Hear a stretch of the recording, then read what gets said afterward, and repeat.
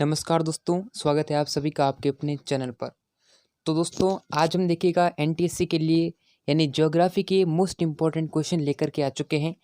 NTSC exam जो का होने वाला है तो मोस्ट इम्पॉर्टेंट क्वेश्चन पढ़ने वाले हैं यानी कि भूगोल के। दोस्तों ये आपके लिए बहुत ही इम्पॉर्टेंट है, यानी जो हमारी जो एमसीक्यूज़ की जो सीरीज़ चल रही है वो एकदम से बहुत ही शानदार चल रही है।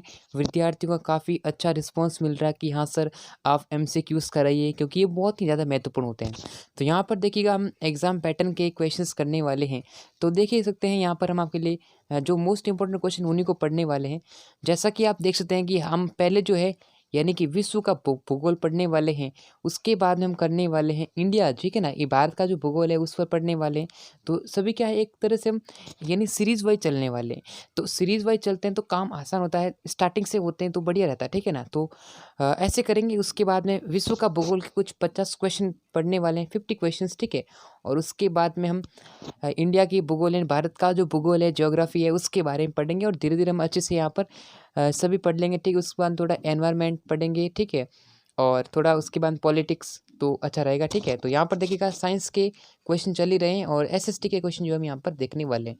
तो विद्यार्थी लाइव जुड़ जाइएगा। जिसने भी चैनल को सब्सक्राइब नहीं कर रखा है वो चैनल को सब्सक्राइब कर लें, नोटिफिकेशन बेल को प्रेस कर लीजिएगा, ठीक है? तो देखिएगा यहाँ पर इंपॉर्टेंट क्वेश्चन, पहला प्रश्न है आप सभी का विश्व के भूगोल का और आप भी साथ-साथ आंसर देते चलिए, ठीक है? क्वेश्चन पूछा गया है, सूर्य के चारों ओर परिक्रमा करने वाले खगोलीय पिंड क्या कहलाते हैं? सूर्य है, ठीक है? उस सूर्य के चारों ओर जो भी परिक्रमा कर रहे हैं वह खगोलीय पिंड क्या कहलाते हैं? उससे क्या कहते हैं दोस्तों? उसे क्या कहते हैं? सूर्य के चारों ओर कौन परिक्रमा करते हैं? तो वो करते दोस्तों क्या करते हैं? ग्रह करते हैं, ठीक है? तो ग्रह करते हैं, ऑप्शन ए हमारा करेक्ट आंसर होगा। सौरमंडल में कुल कितने ग्रह है? ग्रह पूछा है कितने ग्रह है? अब ग्रह वह नहीं है, विद्यार्थी सोच रहे हैं घर।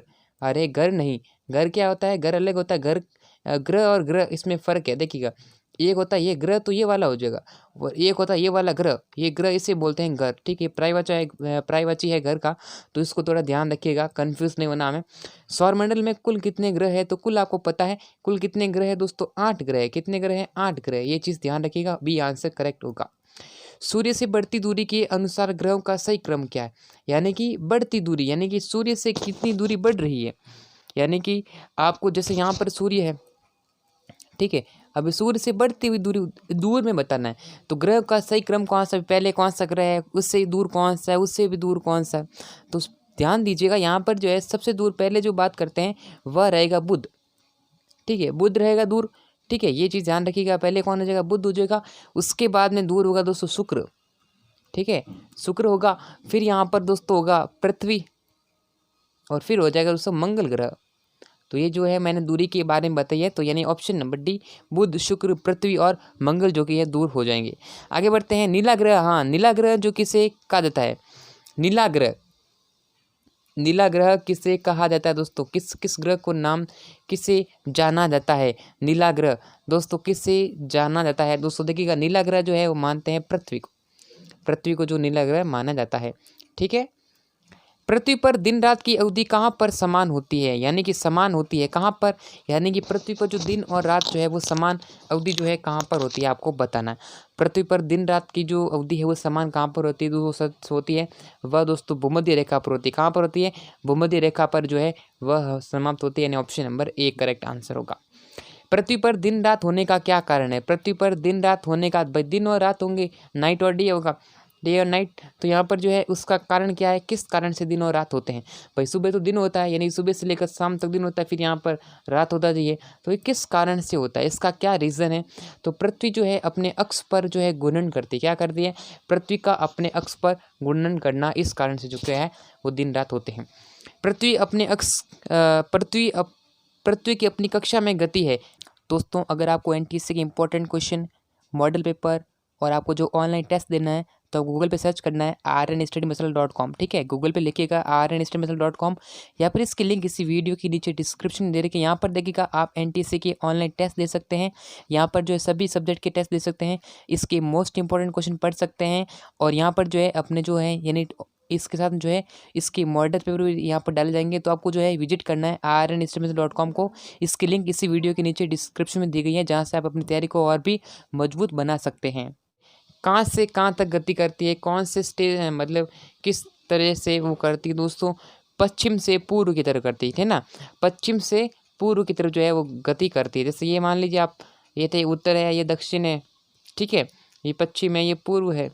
यहाँ पर जो है पश्चिम से पूर्व, यानी कि यहाँ से वह कहाँ करती है दोस्तों, बात करते हैं कहाँ से, पश्चिम से पूर्व की तरफ, ठीक है, पश्चिम से यहाँ से लेकर और यहाँ तक जो है वो गति करती है पृथ्वी। तो पश्चिम से पूर्व की तरफ करती पृथ्वी अपने अक्ष पर हाँ कितनी डिग्री झुकी हुई है, कितने डिग्री झुकी हुई है। ये बहुत ही कॉमन प्रश्न है जो कि काफ़ी बार एग्जाम में पूछा जा चुका है दोस्तों। पृथ्वी अपने अक्ष पर कितने डिग्री घूर्णन करती है, सॉरी कितने डिग्री जो है वह झुकी हुई है, बताइए दोस्तों जल्दी से।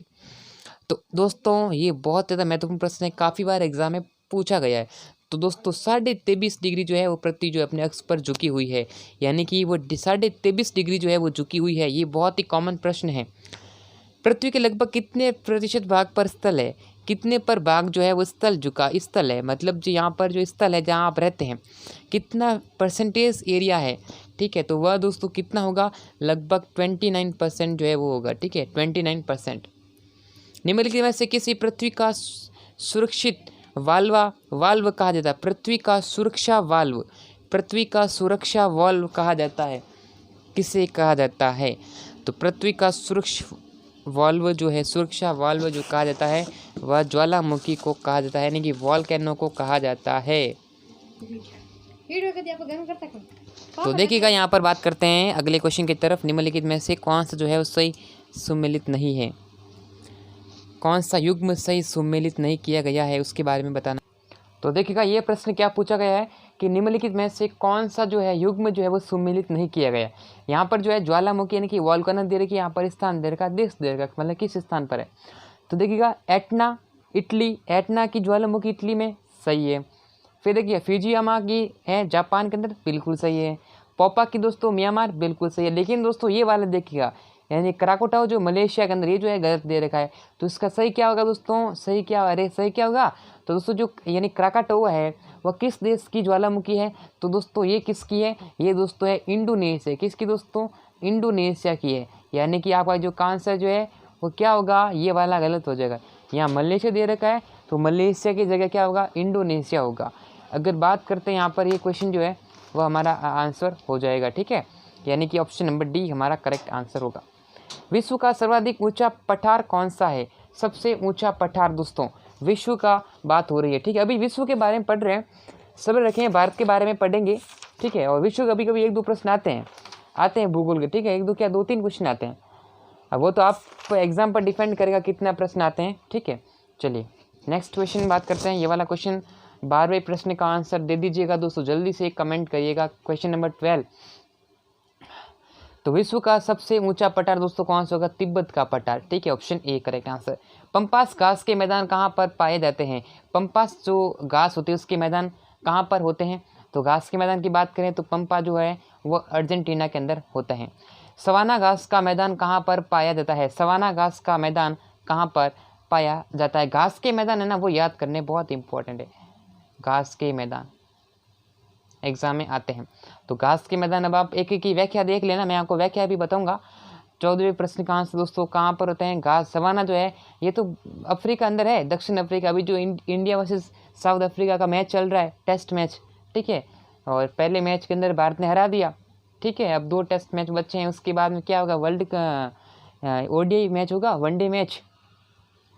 चलिए मैच अभी हमारा मैच पर फोकस नहीं करना है, मैच देखते रहेंगे या फिर पढ़ाई भी करेंगे, है ना। हमारा एग्ज़ाम भी नज़दीक आ रहा है, हालांकि पोस्टपोन्ड होगा, कोई दिक्कत नहीं है, एग्ज़ाम होगा। ऐसा नहीं है कि एग्ज़ाम आपका कैंसिल हो गया, 100% एग्ज़ाम होगा। स्कॉलरशिप का एग्जाम है तो कराया जाएगा ना। वेल्ड घास का मैदान कहाँ पर होता है दोस्तों, वेल्ड घास का मैदान कहाँ पर है, तो वेल्ड घास का मैदान दोस्तों कहाँ पर है, दक्षिण अफ्रीका के अंदर। निम्नलिखित में से कौन सा सुमेलित नहीं है, वापस से दोस्तों घास के मैदान की बात हो रही है, हाँ, तो घास के मैदान की बात हो रही है दोस्तों। 16वें प्रश्न का आंसर बताइए दोस्तों, 16वें क्वेश्चन का आंसर जल्दी से फटाफट क्वेश्चन का आंसर देने का प्रयास करें। घास के मैदान आपके सामने पूछे गए हैं, तो देखिएगा कौन सा नहीं है, ठीक है, सुमेलित बताना है कौन सा नहीं है। तो दोस्तों डाउन्स पूछा, डाउन्स कहाँ का है, डाउन्स ऑस्ट्रेलिया का है, बिल्कुल सही है। पंपास पूछा, अभी हमने पढ़ा, पंपास अर्जेंटीना का है। फिर देखिए जो ये प्रेरी है वो प्रेरी किसकी है, यूएसओ की है, और साथ में किसकी है, मैक्सिको की। किसकी दोस्तों, मैक्सिको की भी यही है। और जो स्टेपी है, अरे ये प्रश्न भारत के अंदर कहाँ हो गया, स्टेपी किसका है, स्टेपी का भारत का नहीं है दोस्तों, स्टेपी किसका है, हाँ स्टेपी जो है वो भारत का कतई नहीं है दोस्तों। स्टेपी कहाँ का है, स्टेपी है दोस्तों यूरेशिया। किसके दोस्तों, स्टेपी जो है वह यूरेशिया का है। कहाँ का दोस्तों, आपको सही से दिख नहीं रहा, स्टेपी जो है वह है दोस्तों यूरेशिया का। किसका, यूरेशिया का जो स्टेपी है। ठीक है, तो ये जो क्वेश्चन है वो गलत हो गया, भारत दे रखा है तो भारत नहीं होगा, स्टेपी यूरेशिया का होगा। ठीक है, क्लियर है, तो भारत, ठीक है, तो ये हमारा क्या होगा, आंसर करेक्ट हो गया। ये स्टेपी भारत के अंदर नहीं, यूरेशिया के अंदर होगा। देखिए तकलाम कान मरुस्थल कहाँ पर स्थित, तकलाम कान जो मरुस्थल है वो कहाँ पर, मरुस्थल देखिएगा जैसे सहारा मरुस्थल है, ठीक है, थार मरुस्थल है भारत का, ऐसे प्रश्न एग्जाम में आएंगे। तो यहाँ पूछा है तकलाम कान जो मरुस्थल है वो कहाँ पर स्थित है, किस जगह पर है दोस्तों, वह चीन के अंदर हो जाएगा। वायुमंडल में सर्वाधिक अधिक कौन सी गैस, हाँ वायुमंडल है उसके अंदर सबसे अधिक गैस कौन सी पाई जाती है, तो दोस्तों नाइट्रोजन है, वो सबसे अधिक पाई जाती है। कितने परसेंट, लगभग देखिए 78% जो है वो नाइट्रोजन पाई जाती है। वायुमंडल का सर्वाधिक स्थायी तत्व, यहाँ पर जो है सर्वाधिक स्थायी तत्व की बात हो रही है वायुमंडल का, तो कौन सा है सर्वाधिक स्थायी दोस्तों, जल वाष्प जो है वो सर्वाधिक स्थायी तत्व है वायुमंडल का। ओजोन परत कहाँ पर पाई जाती है दोस्तों, हाँ मंडल पूछा है, ओजोन परत जो कि हमारी जो पराबैंगनी किरण है, ठीक है दोस्तों, जो पराबैंगनी किरण है उससे सुरक्षा करती है। ठीक है, तो यहाँ पर जो है कहाँ पर पाई जाती है, यानी कि जो ओजोन परत है वो कहाँ पर पाई जाती है, जैसे सौरमंडल में कौन सा जो मंडल है तो उसके अनुसार। ठीक है, जल्दी से बताइए दोस्तों, तो यहाँ पर जो है समताप मंडल के अंदर जो है ओजोन गैस, ओजोन परत जो है वो पाई जाती है। ठीक है, कहाँ पर, समताप मंडल के अंदर।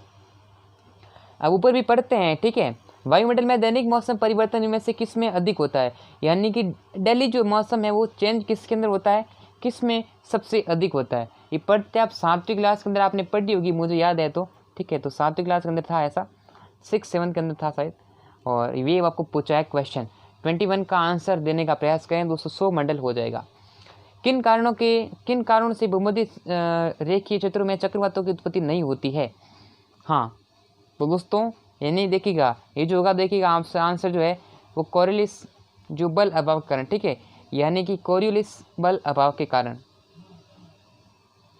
किस महासागरीय जलधारा को यूरोप का कंबल की संज्ञा दी जाती है, यूरोप का कंबल की संज्ञा दी जाती है, किस महासागरीय जलधारा को, हाँ 23 का आंसर दोस्तों क्या होगा, तो दोस्तों गल्फ स्ट्रीम जलधारा। ठीक है, गल्फ स्ट्रीम जलधारा। निम्नलिखित में से कौन सा एक हिंद महासागर की ठंडी जलधारा है, हिंद महासागर की ठंडी जलधारा है, ये आपको बताना है इस क्वेश्चन का करेक्ट आंसर।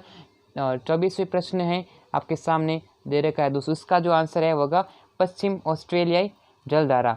निम्नलिखित में से कौन सा गर्म जलधारा का उदाहरण है, गर्म जलधारा का उदाहरण यहाँ पर पूछा है 25 क्वेश्चन का आंसर, तो उधर से क्या अलास्का जलधारा हो जाएगी। और कौन सा सम्मिलित नहीं है, वापस से यही प्रश्न पूछा है, जलधारा पूछी है और इसकी प्रकृति बतानी, ठंडी है, गर्म है, कैसी है, तो आंसर दीजिएगा कौन सी जो है वो सम्मिलित नहीं है। नहीं है, ध्यान दीजिए, ये बहुत ही ज़्यादा महत्वपूर्ण है। कभी कभी एग्जाम में देखते नहीं कि हाँ नहीं है कौन सा, तो वगैरह वगैरह चीज़ें होती हैं, तो वह एग्जाम में आपका गलत होने के चांसेस रहते हैं। तो अगर आपको क्या करना है, सही से क्वेश्चन को पढ़ना है कि हाँ भाई कौन सा सम्मिलित नहीं बताना है, तो ये क्वेश्चन 26 का आंसर जलधारा दे रखी है और ये आपको बताना है। हाँ दोस्तों, जलधारा आपको बतानी है कौन सी जलधारा सम्मिलित नहीं है, सम्मिलित नहीं है, ये आपको पूछे। देखिएगा, देखिए लैब्राडोर की जो जलधारा है वह प्रकृति यानी दोस्तों ठंडी है, ठंडी, हाँ ठंडी है बिल्कुल। ठीक है, हाँ विद्यार्थी काफ़ी कमेंट्स भी कर रहे हैं, सर ये एग्जामिनेशन पॉइंट ऑफ व्यू से मोस्ट इम्पॉर्टेंट, हाँ एग्जामिनेशन पॉइंट ऑफ व्यू से बहुत मोस्ट इम्पॉर्टेंट है। हाँ ठीक है, चलिए अगुल, देखिएगा अगुलहास की कैसी है, तो बात करते हैं अगुलहास की। तो ये कैसी है दोस्तों, गर्म है, बिल्कुल सही है। फिर देखिएगा ये जो क्यूरेसियो जो है वो गर्म है। ठीक है, यानी क्यूरेसियो जो है वो गर्म है। अगुलसाल जो है ये कहाँ पाई जाती है दोस्तों, ये पाई जाती है आपकी हिंद महासागर। कहाँ पर अवस्थिति, कहाँ पर इसकी है, हिंद महासागर की। क्यूरेसियो की बात करते हैं तो क्यूरेसियो दोस्तों इसकी आंसर आपको जो धारा है वह गर्म भी है और क्या है, उष्ण भी है। तो इसकी जो है ये कहाँ पे है दोस्तों, ये जो कि प्रशांत महासागर, ठीक है, ये प्रशांत महासागर में। और जो देखिएगा गल्फ स्ट्रीम है, गल्फ स्ट्रीम की धारा जो है वह ठंडी नहीं है दोस्तों, ठंडी नहीं है। कैसी होगी, ये जो है वो गर्म होगी। क्या होगी, गर्म होगी। तो आपको बताना जो गलत है, यानी कि गर्म है गल्फ स्ट्रीम की धारा। गल्फ स्ट्रीम की धारा क्या है, गर्म है, गर्म है। और कहाँ पर है दोस्तों, ये अंटार्कटिक जो महासागर है, अंटार्कटिक वहाँ पर जो है ये इसकी जो अवस्थिति है। लेब्राडोर जो कि है आपका जो है सही था बिल्कुल भी, ठीक है। तो ये नहीं, ऑप्शन नंबर डी हमारा क्या होगा, करेक्ट आंसर होगा। यहाँ पर ठंडी की जगह क्या होगा, जो गल्फ स्ट्रीम में जो है वह कैसी होगी, वह गर्म होगी दोस्तों। कैसी, गर्म होगी, वार्म होगी। विश्व का सबसे बड़ा महासागर, अरे पहली क्लास का बच्चा आंसर देगा कि नहीं देगा। विश्व का सबसे बड़ा महासागर कौन सा है, सबसे बड़ा महासागर दोस्तों प्रशांत महासागर। विश्व का सबसे गहरा गर्त मैरियाना ट्रेंच किस महासागर में स्थित है, तो किस महासागर में स्थित दोस्तों हो जाएगा, प्रशांत महासागर के अंदर स्थित हो जाएगा सबसे गहरा गर्त। नेक्स्ट, निम्नलिखित में से कौन सा देश पाक स्ट्रेट से जुड़े हुए हैं, पाक स्ट्रेट से जुड़े हुए हैं कौन कौन से देश हैं।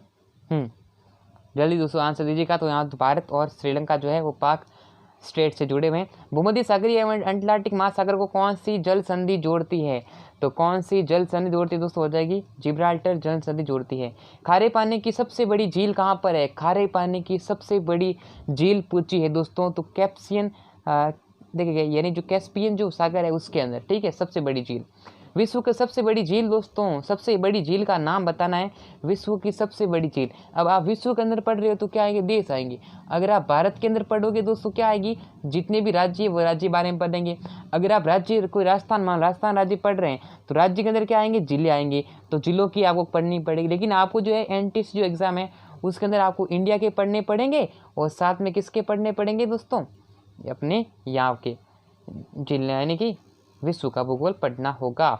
32 क्वेश्चन, नील नदी का उद्गम स्थल, हाँ नदियों का उद्गम कहाँ पर है, कहाँ पर वो एंड होती है, कौन कौन सी नदी में पानी मिलाती है, कौन कौन सी महासागर में उसका पानी जाता है, सब कुछ चीज़ें आपको याद करनी है। नील नदी का उद्गम स्थल कौन सा है, तो नील नदी का उद्गम स्थल कौन सा हो जाएगा, तो दोस्तों विक्टोरिया झील हो जाएगी। किस सभ्यता को नील नदी का वरदान कहा जाता है, किस सभ्यता को नील नदी का वरदान भी कहा जाता है, तो दोस्तों वह हो जाएगी मिस्र की सभ्यता को। विश्व की सबसे बड़ी मिट्टी पानी की झील कौन सी है, विश्व की सबसे बड़ी मिट्टी पानी की झील का नाम बताना है। तो सबसे बड़ी मिट्टी पानी की झील दोस्तों सुपिरियर झील हो जाएगी। निम्नलिखित में से किस पूर्व का मोती कहा जाता है, यानी कि पूर्व का जो मोती है वो किससे जाना जाता है, पूर्व का मोती किससे जाना जाता है दोस्तों। 36 का दोस्तों आंसर होगा श्रीलंका को जो है पूर्व का मोती की जाना जाता है। किस देश को सफेद हाथियों की भूमि, ये दोस्तों काफ़ी बार एग्जाम में बड़े बड़े कॉम्पिटिशन एग्जाम में पूछे गए, किस देश को सफ़ेद हाथियों की भूमि के नाम से जाना जाता है, तो थाईलैंड को जाना जाता है। उगते सूर्य का देश निम्न में से किससे कहा जाता है, उगते यानी कि सूर्य जो है वो कहाँ से स्टार्ट होता है, कहाँ से उगता है, हाँ तो दोस्तों जापान। कंगारू, अरे कंगारू आपने जो मैच देखा होगा, क्रिकेट मैच आपने देखा है, तो ये तो याद करने की जरूरत नहीं दोस्तों। कंगारू दोस्तों किसको कहा जाता है, अरे ऑस्ट्रेलिया को कहा जाता है। इसका आंसर दोस्तों क्या हो जाएगा, सी आंसर हो जाएगा, ठीक है।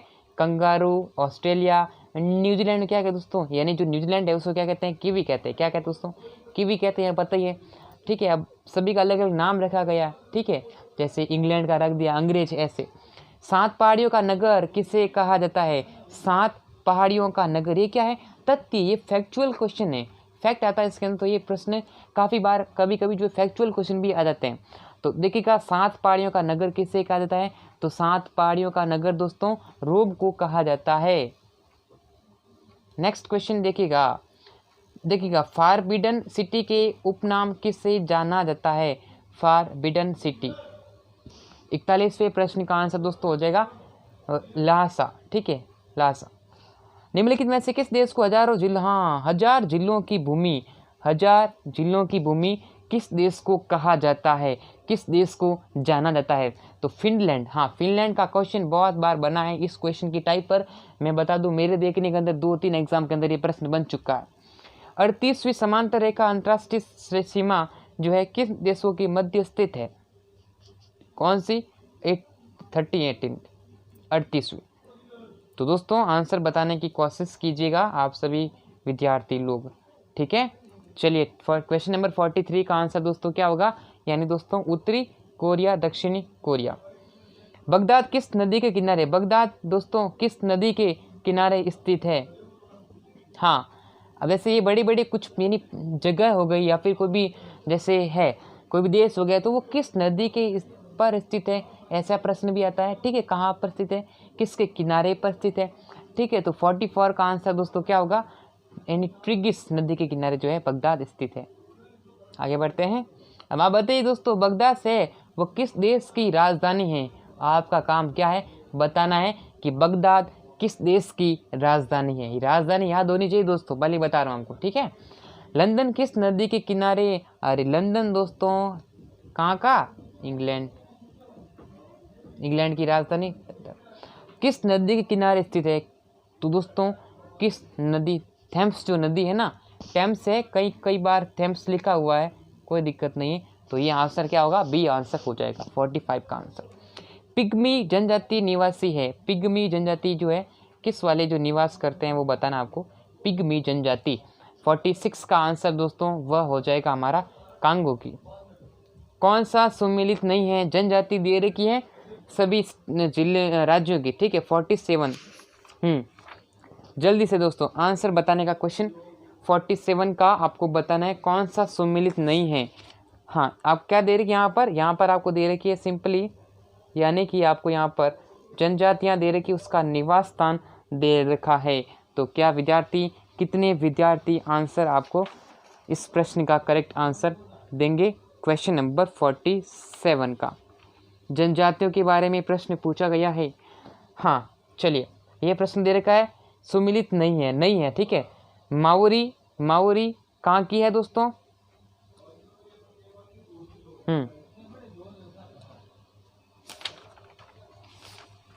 क्वेश्चन नंबर 47 का आंसर देने का प्रयास करें, क्योंकि ये बहुत ज़्यादा इंपॉर्टेंट क्वेश्चन हो सकता है आपके एग्जाम्स के पॉइंट ऑफ व्यू से। तो दोस्तों माओरी पूछा है, माओरी न्यूजीलैंड बिल्कुल सही है। एनु, एनु फ्रांस दे दिया।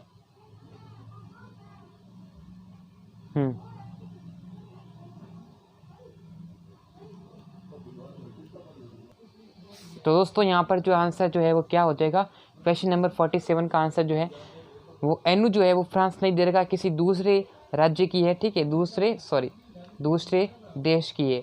ठीक है, अब इसके बारे में मुझे ज़्यादा पता नहीं है, बाकी आप जो है मुझे आंसर बता सकते हैं, लिंक कमेंट कर सकते हैं। ठीक है भाई, कोई दिक्कत वाली बात नहीं है। माओरी जनजाति के लोग किस देश के मूल निवासी माने जाते हैं। माओरी,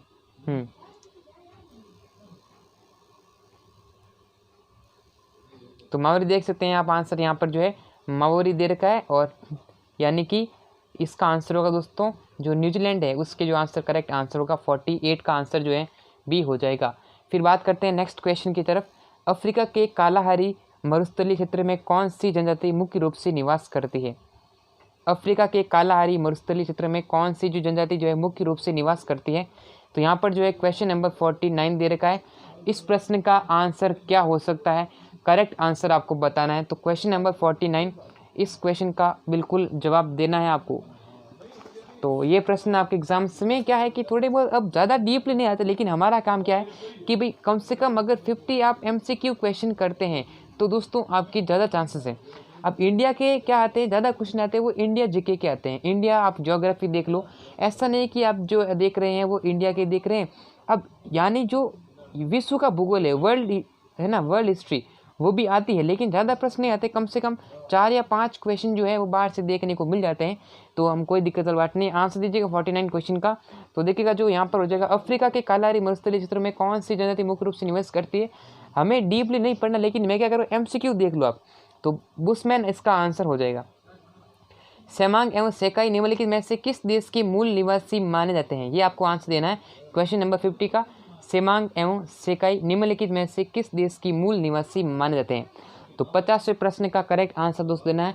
तो किसके सेमांग, क्या पूछा गया यहाँ से प्रश्न पूछा है, सेमांग एवं सेकाई, सेकाई जो है वो किस देश के मूल निवासी माने जाते हैं, सेमांग एवं सेकाई। तो answer to the question number 50 क्या होगा आंसर दोस्तों, वो आ जाएगी दोस्तों यानी कि मलेशिया। तो यहाँ पर जो हमारा आंसर हो जाएगा मलेशिया की जो है वो मूल निवासी माने जाते हैं। कौन सी दोस्तों? सेमांग एवं सेकाई। तो दोस्तों 50वें प्रश्न का करेक्ट आंसर जो है वो यहाँ पर बी हो जाएगा। सेमांग एवं सेकाई निम्नलिखित में से किस देश की मूल निवासी माने जाते हैं? तो दोस्तों हमारा क्या आंसर हो जाएगा? मलेशिया आंसर हो जाएगा। अब यहाँ पर दोस्तों देखिएगा, ये 50 क्वेश्चन जो मैंने आपको कराए हैं वह किसके थे? वर्ल्ड हिस्ट्री के, वर्ल्ड ज्योग्राफी, ठीक है, हिस्ट्री पढ़ लिया ऑलरेडी, तो वर्ल्ड के थे, ज्योग्राफी के, ठीक है। यहाँ पर जो है ये हमारे 51 क्वेश्चन आंसर आएगा। ये आंसर देखिएगा, भारत का क्षेत्रफल की दृष्टि से भारत का विश्व में कौन सा स्थान है?